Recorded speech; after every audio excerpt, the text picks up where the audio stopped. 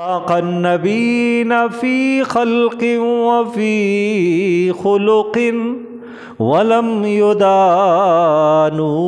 في علم ولا کرم۔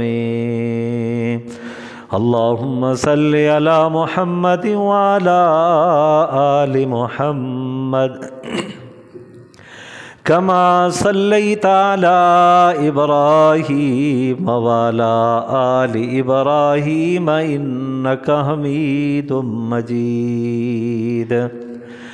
اللهم بارك على محمد وعلى آل محمد كما باركت على إبراهيم وعلى آل إبراهيم إنك حميد مجيد۔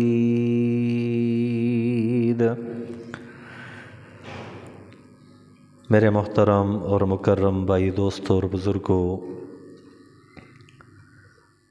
قرآن مجید فرقان حمید میں سے دو مختلف آیات کریمہ آپ کے سامنے تلاوت کی۔ اللہ تبارک و تعالیٰ کی بارگاہ میں دعا گو ہوں کہ رب العالمین حق اور سچ بیان کرنے اور اس کے بعد ہم سب کو عمل کرنے کی توفیق عطا فرمائے۔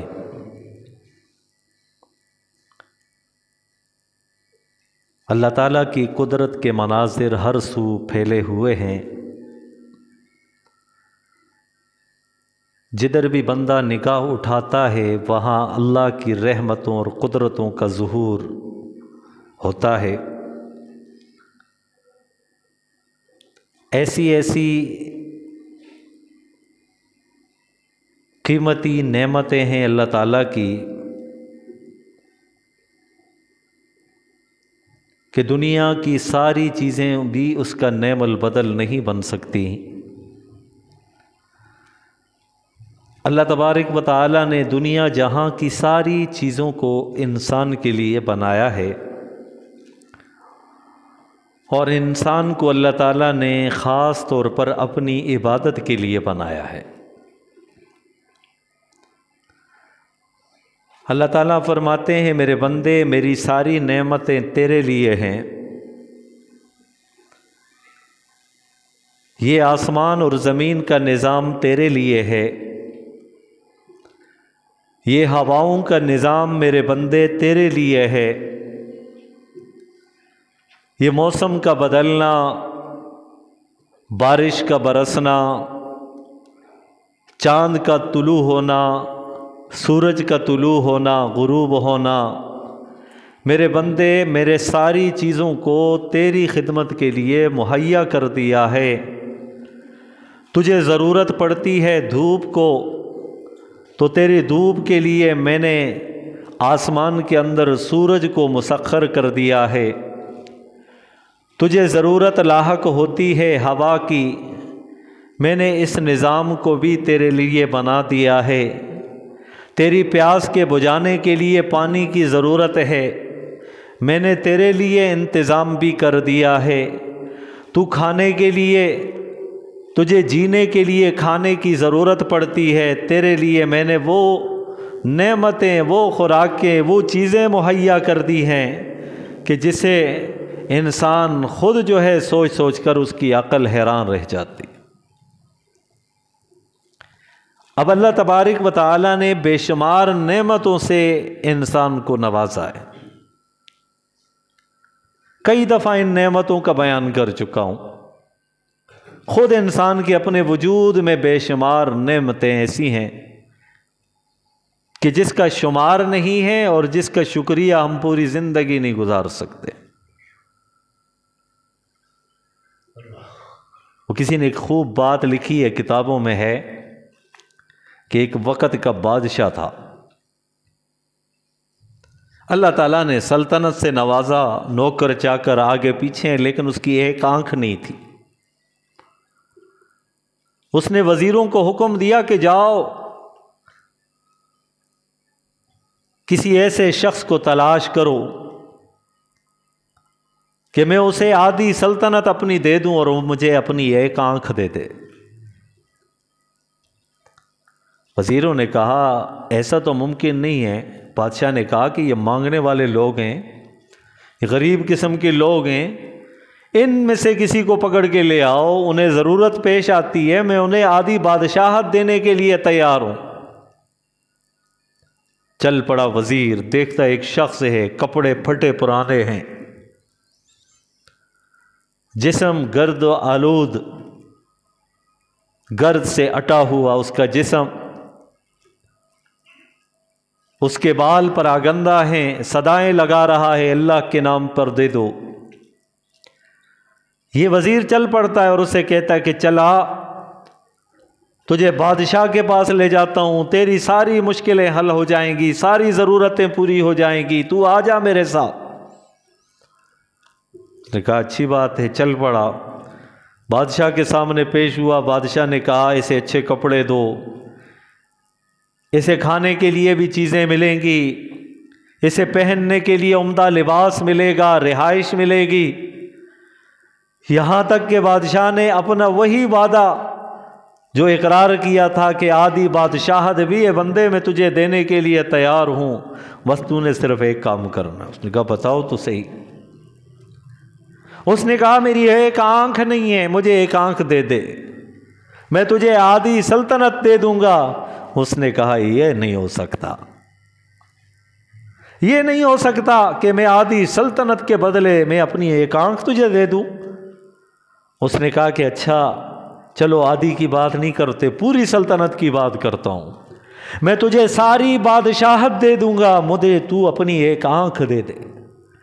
اس نے کہا کہ نہیں، ایسا بھی نہیں ہو سکتا، یہ اللہ تعالیٰ نے اس قدر نعمت اس کو دی تھی، یہ آنکھ والی نعمت، اور جس کو نہیں دی تھی اس کی اہمیت دیکھیے، اس کی قدر دیکھیے کہ وہ اپنی ساری بادشاہت دینے کے لیے تیار ہو گیا۔ اور یہ شخص وہاں سے واپس لوٹا اور دل ہی دل میں کہنے لگا کہ یا اللہ تو نے مجھے کس قدر امیر بنایا ہے کہ آج ایک نعمت کے بدلے میں پوری سلطنت دینے کے لیے وہ شخص تیار تھا، میں نے پھر بھی وہ نعمت نہیں دی ہے۔ یا اللہ تیری تو بڑی ہی نعمتیں ہیں، کرم نوازیاں ہیں مجھ پر، تو ہم پر بڑی نعمتیں ہیں۔ ہمارے شیخ صاحب فرمایا کرتے تھے کہ ایک شخص تھا، جنوبی کوریا کا رہنے والا تھا، اس کی آنکھ تھی لیکن آنکھ کے اوپر جو پردہ ہے نا یہ نہیں تھا۔ اب وہ پریشان ہوتا تھا، کہیں سے بھی کوئی چیز اڑ کے آتی تو یک دم لگ جاتی، کوئی ہوا چلتی، آندھی چلتی تو اسے تکلیف ملتی، نیند کے لیے بھی اسے سکون نہیں ملتا تھا، آنکھیں بند ہوتی ہی نہیں تھیں۔ اللہ نے اوپر پردے ڈالے ہوئے ہیں، آپ نے اندازہ لگایا ہوگا کہ جب بندہ کہیں باہر جاتا ہے تو آندھی چلتی ہے، کوئی چیز بھی آتی ہے تو پہلے آنکھ بند ہو جاتی ہے، اس سے پہلے خود بخود جو ہے وہ آنکھ بند ہو جاتی ہے۔ تو ہم اس نعمت کے لیے بھی ساری دنیا کی دولت دینا شروع کر دیں تو پھر بھی یہ نعمت اگر چلی جائے نا تو پھر بھی یہ اسے خرید نہیں سکتے۔ تو اللہ کی بے شمار نعمتیں ہیں جس کو میں اور آپ استعمال کر رہے ہیں۔ تو اللہ تعالیٰ نے ارشاد فرمایا کہ میرے بندے سارے جہاں کی چیزیں تیرے لیے ہیں اور تو میرے لیے ہے، تجھے میں نے اپنے لیے بنایا ہے۔ یا اللہ سب کچھ تیرا ہی تو ہے، اپنے لیے بنانے کا کیا مقصد؟ اللہ فرماتے ہیں کہ میں نے اپنی عبادت کے لیے تجھے بنایا ہے۔ تیری زندگی میں اگر عبادت ہے تو پھر تو میرا ہے، لیکن اگر تیری زندگی میں عبادت نہیں ہے نا پھر بھی تو ہے تو میرا ہی، لیکن تیرے ساتھ برا ہونے والا ہے مرنے کے بعد، کیونکہ میرا حکم ہے تو جس کو توڑ رہا ہے۔ بھائی جتنے بڑے آدمی کا حکم ٹالیں گے تو اتنی بڑی سزا ہوگی نا۔ تو اللہ تبارک و تعالیٰ سے بڑھ کر کون ہو سکتا ہے؟ اللہ نے فرمایا بندے میری عبادت کر۔ اب عبادت کوئی نہیں کرتا تو اللہ کا تو کوئی کچھ نہیں بگاڑ سکتا، اللہ تعالیٰ کا کوئی کچھ نہیں بگاڑ سکتا۔ یہ جو عبادت نہیں کرتا یہ اپنا آپ بگاڑ رہا ہے، یہ خود اپنے رب کی نظروں سے گر رہا ہے، اور پھر اللہ رب ذوالجلال نے اس کے لیے سزا کا اعلان کیا ہے، میرے بندے جہاں میں نے جنت بنائی ہے وہیں پر میں نے جہنم بھی بنائی ہے۔ تو انسان کی زندگی کا مقصد ہے اس کی عبادت کرنا، رب کی عبادت کرنا۔ اور اللہ تعالیٰ نے دوسری جگہ ارشاد فرمایا کہ یا ایھا الناس، اے لوگو، اعبدوا ربکم، اپنے رب کی عبادت کرو۔ کون سا رب؟ الذی خلقکم، جس نے تمہیں پیدا کیا ہے۔ پیدا کرنے والا وہ ہے، زندگی بخشنے والا وہ ہے، صحت دینے والا وہ ہے، عزت اور ذلت کا مالک بھی وہ ہے، اور اسی طرح موت واقع کر دینے والا بھی وہ ہے۔ فرمایا الذی خلقکم، اس ذات کی عبادت کرو جس نے تمہیں پیدا کیا ہے۔ ساری دنیا کے انسان مل کر، سائنسدان مل کر، کاریگر مل کر کوئی ایک انسان جیسا کوئی دوسرا انسان بنا سکتے؟ نہیں بنا سکتے۔ لوگوں نے بنائے، مختلف شکلیں بنائی، صورتیں بنائی، روبوٹ بنائے، لیکن جس طرح اللہ نے انسان کی تخلیق فرمائی ہے، اس انسان جیسا کوئی دوسرا انسان نہیں بنا سکتا۔ یہ میرے رب کی تخلیق ہے۔ الذی خلقکم، جس نے تمہیں پیدا کیا ہے اس کی عبادت کرو۔ بندے کو اپنی پیدائش پر غور کرنا چاہیے کہ اللہ نے اسے کس طرح پیدا کیا ہے، کیسے پیدا کیا ہے، کس چیز سے پیدا کیا ہے، مٹیریل کون سا استعمال ہوا ہے۔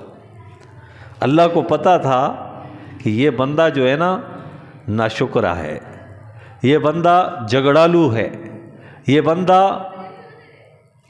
جب اس کے پاس نعمتوں کی فراوانی آئے گی نا تو یہ متکبر ہے۔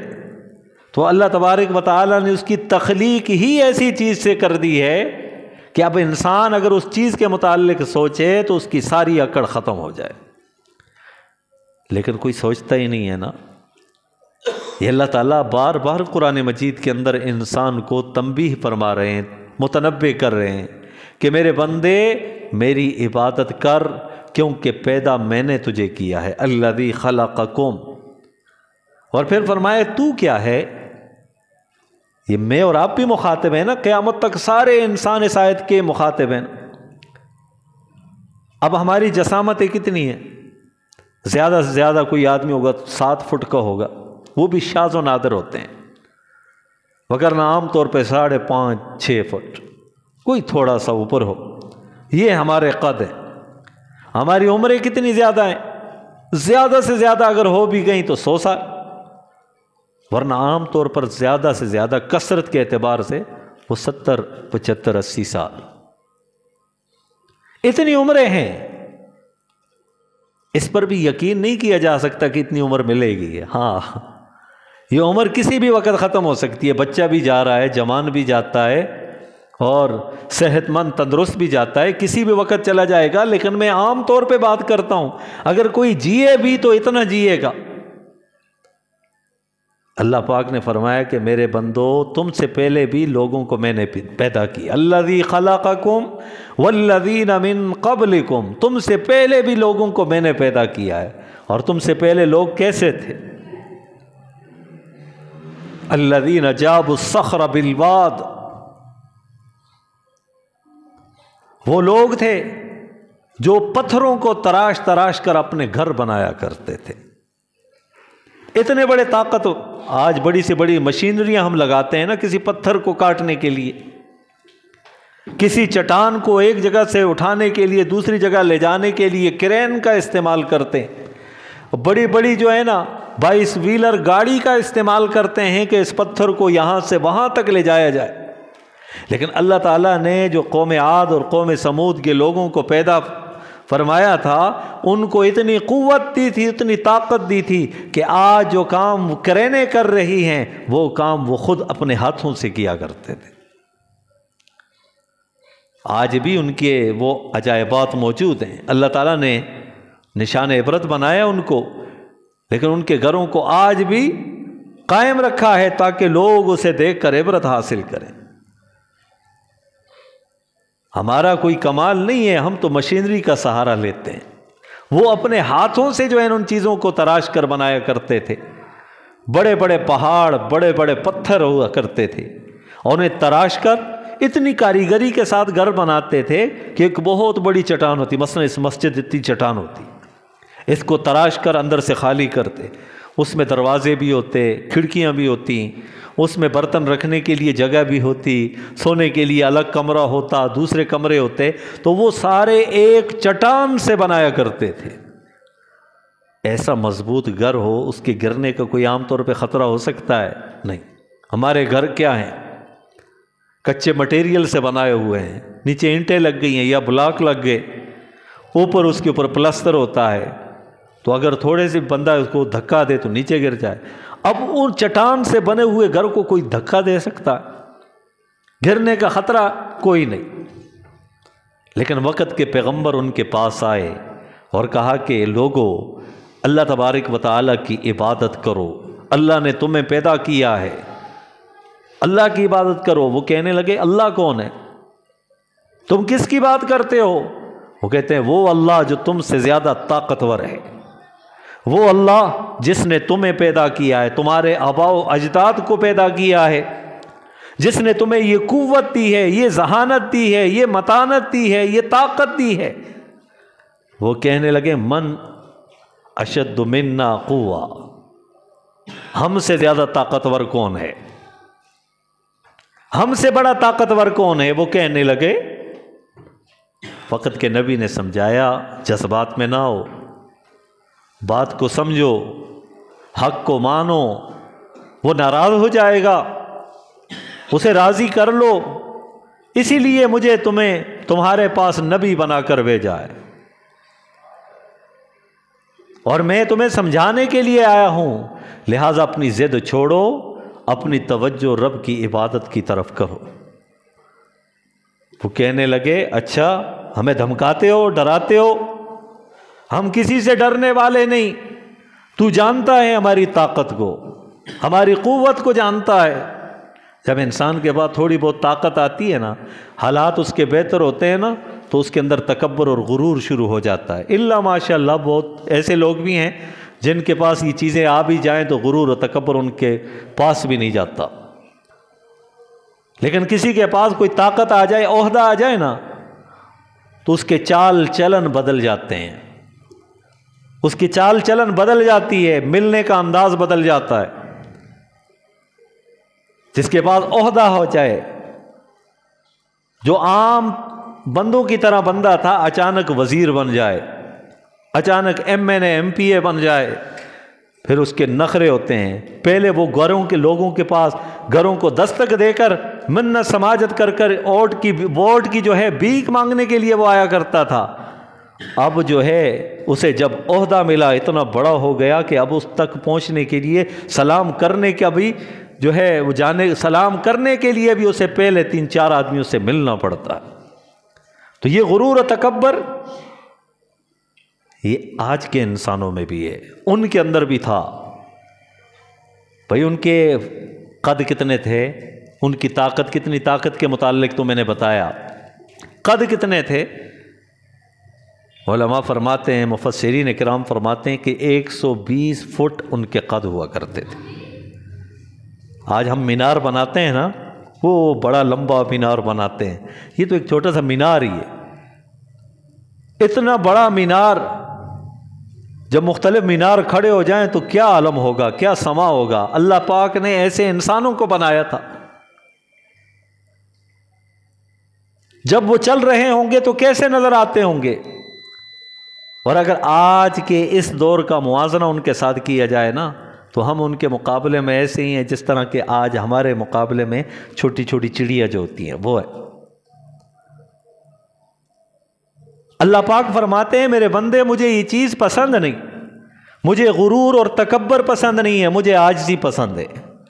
تو مجھے راضی کرنا چاہتا ہے تو عاجزی اختیار کر، میں راضی ہو جاؤں گا۔ وعلیکم السلام۔ میرے بندے مجھے راضی کرنا چاہتا ہے تو عاجزی اختیار کر، انکساری اختیار کر، میں تجھے مل جاؤں گا اور میں تجھے بھی سربلند کر دوں گا۔ لیکن اگر تو اپنی انا میں آ گیا، اپنی انائیت میں آ گیا، اپنے آپ کو بڑا سمجھنے لگا، تو پھر میرے بندے میں تجھے نہیں ملوں گا، البتہ ملوں گا ضرور، لیکن اس حال میں نہیں کہ محبت کرتے ہوئے، میں تجھے ذلیل کر دوں گا، تو دنیا کے اندر نشان عبرت بن جائے گا۔ تو قوم عاد، قوم سمود کے لوگوں نے بھی پیغمبر کا مذاق اڑایا، کہنے لگے کہ ہمیں نہ دھمکائیں، ہمیں برا بلا نہ کہیں، ہمیں اپنا کام کرنے دیں، ہم تو بڑے بڑے ذہین لوگ ہیں، ہم تو کاریگر قسم کے لوگ ہیں، ہمیں اپنا کام کرنے دیں، آپ کون سی نئی بات لے کر آ گئے؟ تو وقت کے پیغمبر نے انہیں سمجھایا کہ نہیں، میں اللہ کا پیغام سنانے کے لیے آیا ہوں جس نے تمہیں پیدا کیا ہے۔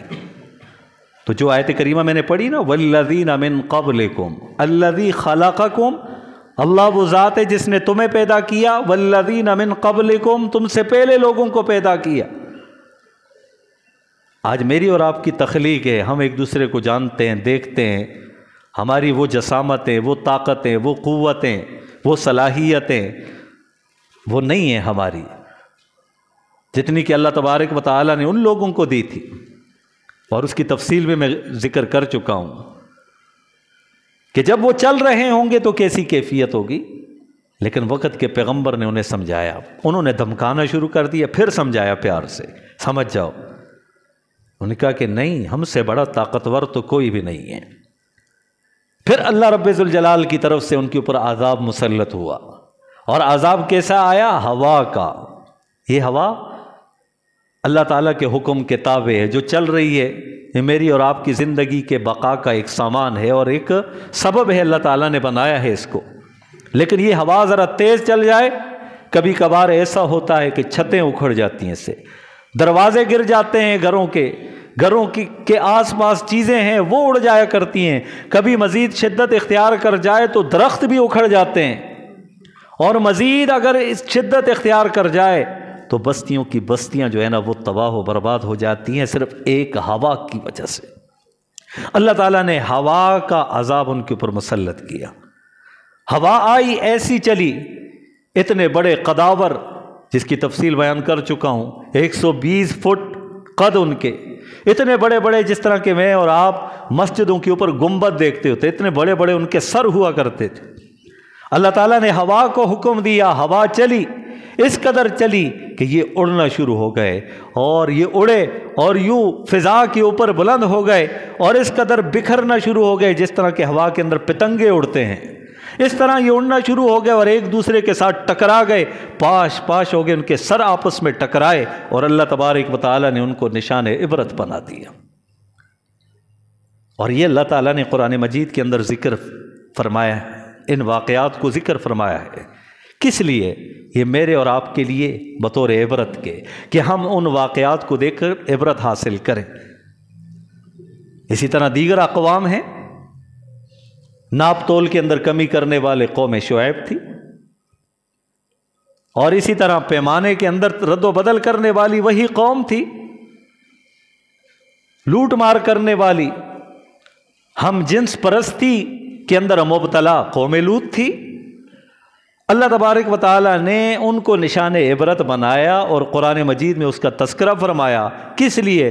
تاکہ جب بھی میں اور آپ اسے پڑھیں تو اس سے عبرت حاصل کریں کہ رب العالمین نے ان کی برائی کی وجہ سے ان کے اوپر عذاب مسلط کیا تھا، کہیں ایسا نہ ہو کہ آج ہم بھی اس برائی کے اندر مبتلا ہوں، اللہ کا عذاب ہماری طرف بھی متوجہ نہ ہو جائے۔ بلکہ عام طور پر بزرگ یہی فرمایا کرتے ہیں کہ پچھلے لوگوں کی ساری برائیاں ایک طرف ان کو اکٹھا کیا جائے تو آج کے لوگوں کے اندر اس سے بھی زیادہ برائیاں پائی جاتی ہیں۔ وہ ان کا غرور و تکبر، جو 120 فٹ قد کے مالک تھے، بڑی بڑی جسامت والے تھے، آج ان کے مقابلے میں ہم ان کے ٹخنوں تک بھی نہیں پہنچتے جتنی ہماری جسامت ہے، اور ہمارا غرور و تکبر ان سے بھی کہیں زیادہ ہے۔ غرور و تکبر کیا ہے؟ غرور کسے کہتے ہیں؟ تکبر کسے کہتے ہیں؟ تکبر اسے نہیں کہتے کوئی اچھا کپڑا پہنے اسے متکبر کہیں گے، کسی کے پاس اچھی گاڑی ہو اور یہ متکبر ہو، ایسی بات نہیں ہے۔ کسی کے پاس رہائش کے لیے اعلیٰ ترین مکان ہو، متکبر اسے نہیں کہتے۔ متکبر اسے کہتے ہیں کہ جس کے پاس اللہ کی دی ہوئی نعمتیں ہوں اور دوسروں کو حقیر سمجھے، حق کو جھٹلا دے اور دوسروں کو حقیر سمجھے، اس کو متکبر کہتے ہیں۔ کہ میرے پاس ہے دوسرے کے پاس نہیں ہے تو میں اسے حقیر سمجھوں تو اسے تکبر کہا جاتا ہے۔ وگرنہ اللہ کی نعمتیں ہیں جس پر حدیث پاک کے اندر آتا ہے، حدیث قدسی ہے، ان اللہ تعالی جمیل یحب الجمال، کہ اللہ تبارک و تعالی جمیل ہیں اور جمال کو پسند فرماتے ہیں۔ جس طرح ایک صحابی رسول نبی علیہ الصلوۃ والسلام کی خدمت میں حاضر ہوئے، صحابی رسول جو تھے وہ پراگندہ، ان کے بال آگے پیچھے اور گر سے اٹے ہوئے تھے۔ پوچھ لیا آپ صلی اللہ علیہ وسلم نے پوچھا کیا تیرے حالات اچھے نہیں؟ اس نے کہا یا رسول اللہ صلی اللہ علیہ وسلم اللہ کا بڑا شکر ہے، اللہ کا بڑا کرم ہے۔ تو آپ نے فرمایا کہ اللہ کی دی ہوئی نعمتوں کا اثر تجھ پہ ظاہر کیوں نہیں ہوتا؟ اللہ نے نعمتیں دی ہیں تو اس کا اظہار بھی کرو، اسے تکبر نہیں کہتے۔ اچھا لباس ہو، اچھی گاڑی ہو، اچھا گھر ہو، یہ تکبر نہیں ہے۔ تکبر کب ہوگا؟ جب ہم دوسرے کو حقیر سمجھیں گے، ان نعمتوں کے ہوتے ہوئے دوسروں کو حقیر سمجھیں گے اور حق کو جھٹلائیں گے تو اصل متکبر یہ ہے، اور یہ اللہ تبارک و تعالیٰ کو پسند نہیں ہے۔ فرعون کون تھا؟ متکبر تھا، کہتا تھا انا ربکم الاعلی، میں تمہارا رب۔ متکبر تھا اس بات پر کہ یہ لوگ میرے اشارے پر چلتے ہیں، میں جو چاہتا ہوں وہ کرتا ہوں۔ تکبر اختیار کیا تو اللہ نے نشان عبرت بنایا۔ تو اللہ تبارک و تعالیٰ نے ارشاد فرمایا، میں عرض کر رہا تھا کہ یا ایھا الناس اعبدوا، کہ اے لوگو رب کی عبادت کرو۔ سارے لوگوں کو حکم دیا ہے، الذی خلقکم، اس ذات کی عبادت کرو جس نے تمہیں پیدا کیا ہے۔ اب عبادت صرف نماز کا نام نہیں ہے، عبادت صرف روزے کا نام نہیں ہے، ہر طرح کی عبادت، خواہ وہ بدنی ہو، وہ مالی ہو، وہ قولی ہو، وہ فعلی ہو، ہر طرح کی عبادت کس کے لیے ہے؟ اللہ تبارک و تعالیٰ کے۔ عبادت اللہ تعالیٰ کے لیے ہے، الذی خلقکم، جس نے تمہیں پیدا کیا ہے۔ اور تمہیں پیدا کیا ہے، اس کا سبب کون بنے ہیں؟ تمہارے ماں باپ بنے ہیں۔ الذی خلقکم، پیدا حقیقی کرنے والا وہ ہے، اور اس کا سبب کون بنے ہیں؟ فرمایا کہ تمہارے والدین بنے ہیں۔ اسی وجہ سے اللہ تعالیٰ نے دوسری جگہ ارشاد فرمایا، جب بنی اسرائیل سے اللہ تبارک و تعالیٰ نے وعدہ لیا نا، تمام نبیوں سے اللہ تبارک و تعالیٰ نے وعدہ لیا اور پھر ان کے ذریعے سے تمام امتیوں سے اللہ تعالیٰ نے وعدہ لیا، وہ کیا تھا؟ اللہ تعبدوا الا اللہ، کہ عبادت ہر حال میں صرف اللہ کی کرنی ہے۔ وبالوالدین احسانا، اور اپنے والدین کے ساتھ حسن سلوک کا معاملہ کرنا ہے۔ یہاں دیکھیے پہلے عبادت کا ذکر ہے، پھر بعد میں فوراً والدین کا ذکر ہے۔ تو یہ اللہ تبارک و تعالی اپنی ربوبیت کا تذکرہ پہلے فرما رہے ہیں، پھر ظاہری طور پر جو ربوبیت کا اثر ہیں، مظہر ہیں، پھر ان کا ذکر فرما رہے ہیں، وہ والدین ہیں۔ تو فرمایا کہ ہر حال میں عبادت اپنے رب کی کرنی ہے۔ اب یہ سب سے عظیم ہستیاں اس کائنات میں والدین ہیں، ماں ہے اور باپ ہے۔ ماں کا حق زیادہ ہے بنسبت والد کے۔ ایک صحابی رسول آئے نبی کریم صلی اللہ علیہ وسلم کی خدمت میں، عرض کیا رسول اللہ صلی اللہ علیہ وسلم، تمام مخلوقات میں حسن سلوک کا زیادہ مستحق کون ہے؟ تو آپ صلی اللہ علیہ وسلم نے فرمایا کہ امک، تیری والدہ ہے۔ پھر ذکر فرمایا گیا رسول اللہ، اس کے بعد آپ نے فرمایا پھر تیری والدہ ہے۔ 3 مرتبہ آپ صلی اللہ علیہ وسلم نے فرمایا کہ تیری والدہ ہے، چوتھی مرتبہ فرمایا کہ اس کے بعد تیرے والد ہیں۔ یہ والدہ کا تذکرہ کیوں فرمایا؟ اللہ تبارک و تعالی نے دوسری جگہ ارشاد فرمایا کہ تمہاری والدہ وہ ہیں جس نے تکلیف در تکلیف اٹھاتے ہوئے پہلے اپنے شکم میں تمہیں رکھا، پھر اس شکم کے اندر رکھتے ہوئے جو بوجھ کی کیفیت تھی 9.5 ماہ تک، 8 ماہ تک، 1 سال تک تجھے اٹھاتی رہی، اور پھر اس کے بعد اپنے پورے بدن سے کی جو طاقت ہے، قوت ہے، دودھ کی صورت میں تجھے پلاتی رہی، اس کا حق زیادہ ہے بنسبت والد کے۔ یہ کیوں ذکر کیا؟ اللہ تبارک و تعالی نے ماں کی مشقت کو سامنے رکھا ہے، پھر والد کا تذکرہ کیا، کیونکہ والد کا بھی بہت بڑا مقام ہے اللہ کے نزدیک۔ اس کا یہ مطلب نہیں ہے کہ والدہ کا 3 گناہ ہے، والد کا کچھ بھی نہیں ہے، 1 گناہ ہے، اس کو چھوڑ دو بھائی، نہیں۔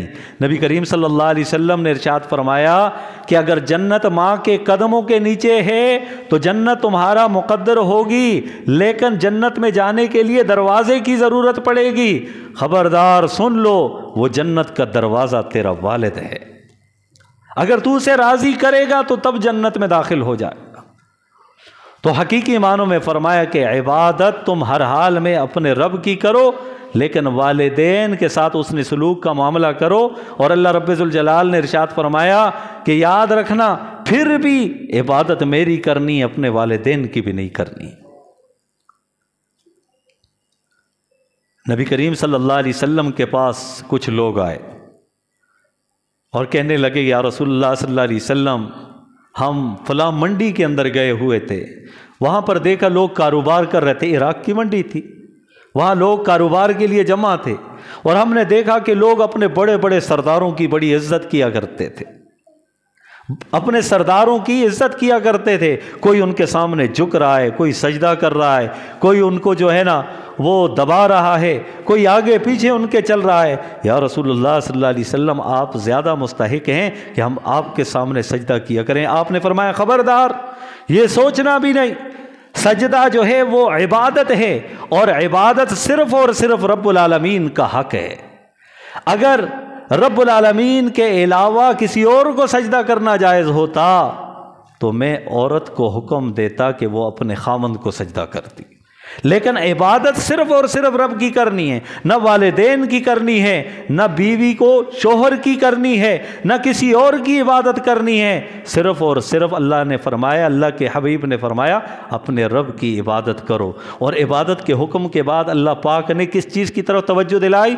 الذی خلقکم،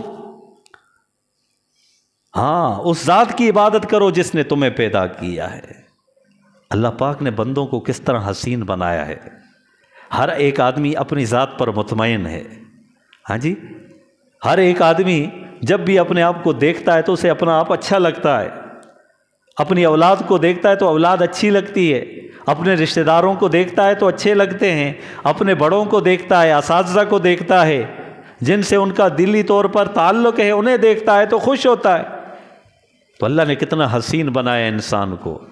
تو بندے جب پیدا میں نے کیا ہے تو عبادت بھی میری کر، اور پھر فرمایا والذین من قبلکم، اور تم سے پہلے جو لوگ ہیں ان کو بھی میں نے پیدا کیا ہے، ان کو بھی میں نے پیدا کیا ہے۔ باقی یہ زندگی اس کی حقیقت کیا ہے؟ آخری بات ذکر کر کے بات کو ختم کرتا ہوں۔ حضرت نوح علیہ السلام کے متعلق ایک بات آتی ہے حدیث کی کتابوں میں۔ حضرت نوح علیہ السلام کے متعلق عمر کے متعلق ذکر ہے کہ ان کی ساری عمر کتنی تھی؟ 1400 سال۔ آج ہمارا اور نبی علیہ السلام کے زمانے میں جو فرق ہے وہ 1450 سال کا ہے۔ آپ خود اندازہ لگا لیجئے کتنی بڑی عمر تھی حضرت نوح علیہ السلام کی۔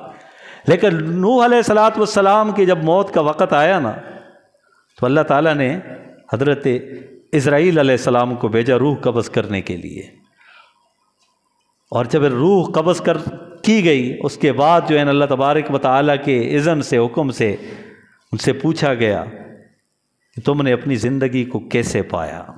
تو نوح علیہ السلام نے بتلایا کہ یا اللہ میری زندگی جس طرح کہ ایک مکان کی طرح ہے، اس مکان کے اندر کوئی آدمی اس کے 2 دروازے ہوں، ایک دروازے سے داخل ہو اور دوسرے دروازے سے نکل جائے، تو 1400 سال کی زندگی ان کے نزدیک بھی مختصر تھی۔ میری اور آپ کی تو اتنی عمریں بھی نہیں ہیں، تو اس لیے جتنی بھی ہماری عمر ہے ہم رب کی عبادت کریں، اور عبادت بدنی بھی، قولی بھی، فعلی بھی۔ ہاں یہ نہ ہو نماز ہم رب کے لیے کریں لیکن نماز کے اندر جو چیزیں فرض ہیں وہ دوسروں کے لیے بھی کریں۔ رکوع کس کے لیے ہے؟ اللہ تعالیٰ کے لیے ہے۔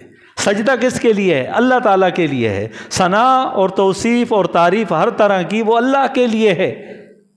مدد اور نصرت صرف اللہ تعالیٰ ہی کرتے ہیں، دستگیری اللہ تعالیٰ ہی فرماتے ہیں۔ یہ ہم نماز میں ہم روزانہ اقرار کرتے ہیں، سبحانک اللہم، یا اللہ تیری ذات پاک ہے، وبحمدک، خوبیوں والی ہے، وتعالی جدک، تیری شان بڑی بلند ہے۔ اور پھر اس بات کا اقرار بھی آخر میں کرتے ہیں، ولا الہ غیرک، تیرے سوا کوئی بھی نہیں ہے، سوا کوئی بھی معبود نہیں ہے، اس بات کا اقرار کرتے ہیں۔ جس طرح ہم کہتے ہیں نا، اپنے عمل کے ذریعے سے بھی کریں، پھر بندہ اللہ کے ہاں قابل قبول اور مقبول ترین بندہ بن جائے گا۔ اللہ تعالیٰ سے یہی دعا ہے کہ جب تک میری اور آپ کی زندگی باقی ہے، ہمیں خالصتاً اپنی ہی عبادت کرنے کی توفیق نصیب فرمائے، اور اللہ رب ذوالجلال ہم سب کو فکر آخرت نصیب فرمائے۔ جو کچھ کہا گیا سنا گیا، اللہ تعالیٰ سب کو عمل کرنے کی توفیق عطا فرمائے۔